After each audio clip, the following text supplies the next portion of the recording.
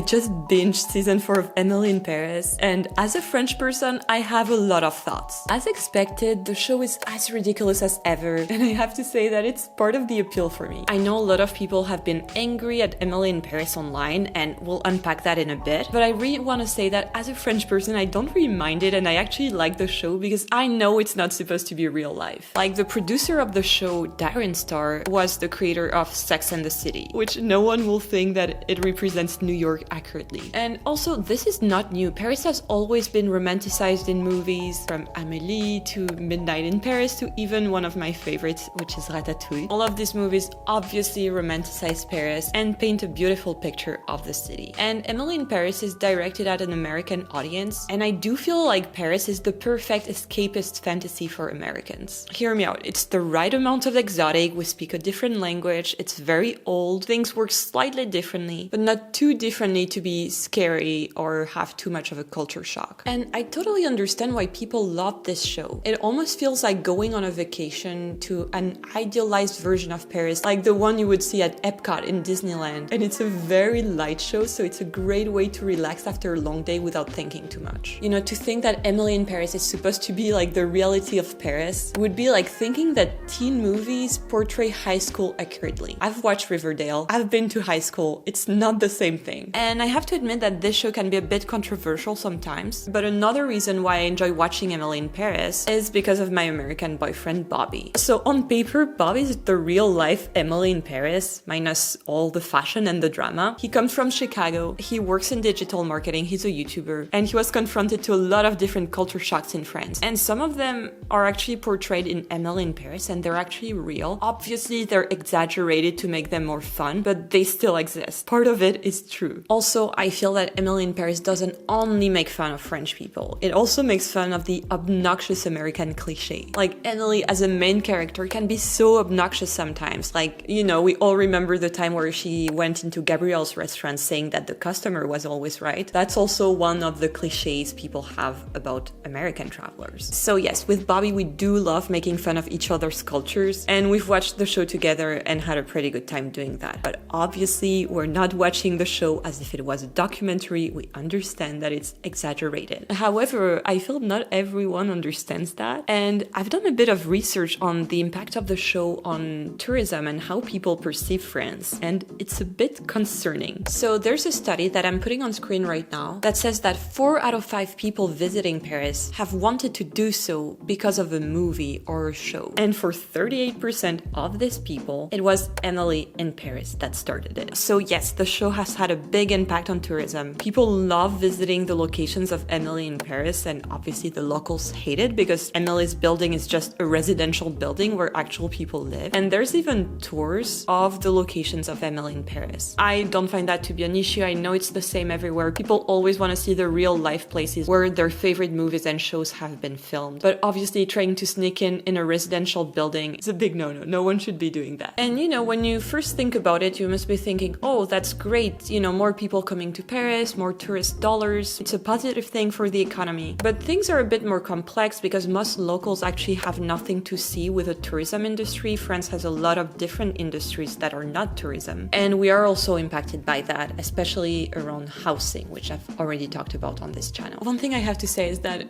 you know, everyone should enjoy whatever they enjoy, but obviously having a bit of a critical spirit when you watch shows about other cultures and stereotypes is really important. Like, watching Emily in Paris to learn about France is like watching Borat to learn about Kazakhstan, or thinking the movie Eurotrip is a documentary. Keep in mind as well that some of the national stereotypes around different cultures can be a bit harmful and have real life consequences I've personally been confronted to, and that I'll tell you about in the next section. And I feel having a critical spirit when consuming media is also being aware that you're watching a show just to have a good time. So to enjoy a show like that, you need to show a bit of suspension of disbelief and just go along with some things that don't really make sense. Like, yes, Emily lives in a big apartment, which doesn't make sense compared to how much she earns. Yes, she always goes viral, randomly she posts a selfie of herself and boom, she's an influencer. And everyone hits on her. It's a show after all, so we all need a bit of drama. Real life is not as fun. And before we move forward, I'd like to thank LG for sponsoring this portion of the video and gifting me the LG CineBeam Q projector, which is how I've been watching Emily in Paris all of today. I have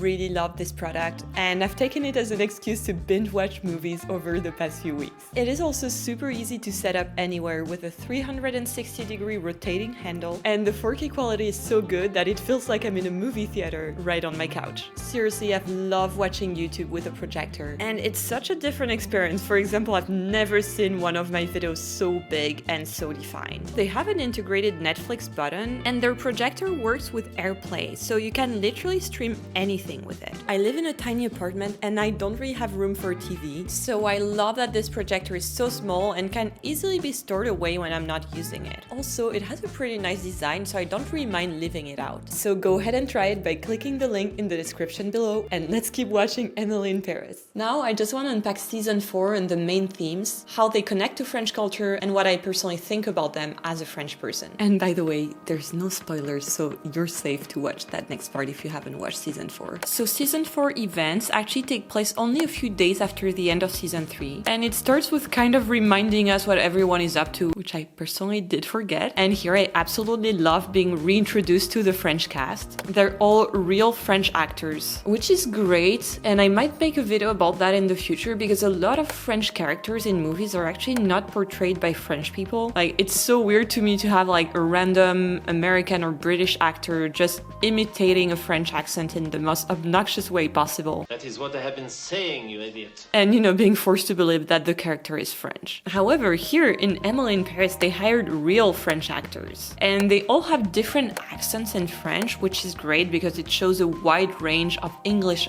being spoken by native French people. Also, one other thing that I like is the movie is filmed in Paris on location. And that's super nice because sometimes in movies, they just want you to believe that something is Paris, but they didn't have the budget for Paris and they are in some kind of minor city somewhere far away, which I'm not always a fan of. And I think in Emily in Paris, one thing they do really well is romanticizing the city of Paris and showing the beautiful parts of the city, which are also true and also exist. They're not just the whole package. Also, since we're all watching this show semi-ironically, it's very fun to see it become more self-aware. And there's this very funny scene that you'll have to watch because I don't want to be copyrighted. But basically, Emily says Camille gave her hope that not every French person hated her just because she was American. And to that, another character answers, no, they hate you because you steal their boyfriends, which I feel sums up things pretty well here. The show is still very much made for an international audience, but there's a few scenes that do poke fun at some things that I, as a French person, can really relate to. The main one being the storyline with the gardienne, which is the lady that lives in Emily's building and is always looking around and checking in on her and sometimes yelling at her. And I have to say that I did live in a building like that where I was constantly being yelled at, so it's not too far away from the truth, and I do find that pretty funny. There's also some things that are not entirely true, but are based on the truth, which is when they speak about alcohol in the show. That is when Sylvie says that she was basically being fed brandy in her baby bottle when she was a kid, and that being sober is against French culture. And right after that, you obviously see a bunch of pregnant ladies drinking wine. So of course, that's super exaggerated. Obviously, no one gives alcohol to their baby, although I've heard that as a joke. The part of truth, though, is that alcohol culture is still a big part of France. Historically, there's a lot of wine being made in France, a lot of different local alcohols, and it is part of a lot of French people's education. And I remember as a kid, and do not be shocked if you're not French, my parents had me taste a little bit of their wine to just educate me about the flavors of wine and wine tasting and the different regions. Obviously, I was a kid, so I was was just taking the tiniest sip. I was not actually drinking wine at the table. So I think this is part of the culture, and social life still revolves a lot around alcohol, although this is changing. Younger generations drink less alcohol than their parents and than the older generations. However, a stereotype that is so obnoxious and that I hate so much is actually one of the main themes of this season, since this season actually focuses quite a lot on the relationships between the characters. So to make it simple, there's a weird, complicated relationship thing going on. With Emily's in love with Gabriel, but she also likes Alfie, who is a Brit. Gabriel, he loves Emily, but he also loves his long-term girlfriend Camille, who has a lover called Sophia, who is from Greece. Wow, that was a lot. There's so many things happening here. And I don't even want to get into this storyline because people have been hesitating for 4 seasons now. And I feel by now Emily should just give up on finding love in Paris and just go back to Chicago. But this brings me to this stereotype about France that I really dislike, and that the show heavily plays into this season, is that, you know, Paris is the city of love, so it is normal that people have many different flings and affairs and flirt with each other even in inappropriate